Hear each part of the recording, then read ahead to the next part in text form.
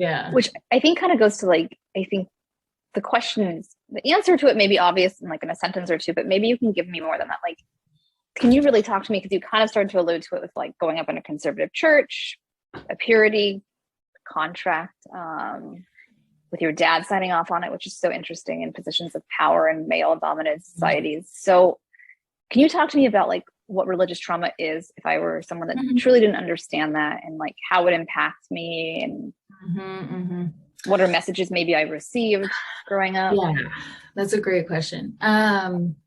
So religious trauma, and this is going to be through my lens. I think there's a couple, it is now in some circles with therapists, it's religious trauma syndrome is something that has been used.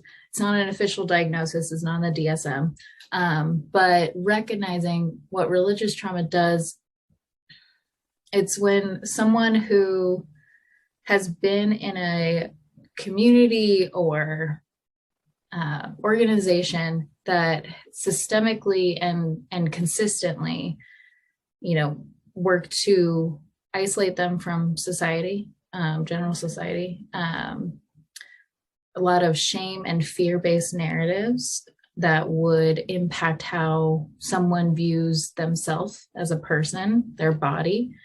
There's a lot of symptoms of disassociation, meaning like, you not being able to be in your body, be present in your body because it isn't safe.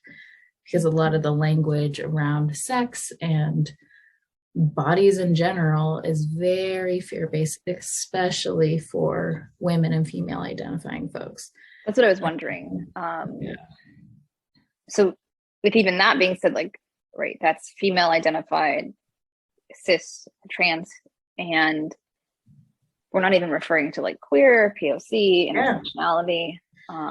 We're not referring to it right now because the church doesn't. Like, it is so, I mean, they don't in the way of, there's so many narratives and stuff that you just grow up and you're like, how did I, like, when you start to question things, you're like, how did I know that this was bad? Like, and there's been such a like minor, subtle messaging from people around you of like being, and not so subtle, being gay is bad is like a thing that was taught, right? Like, I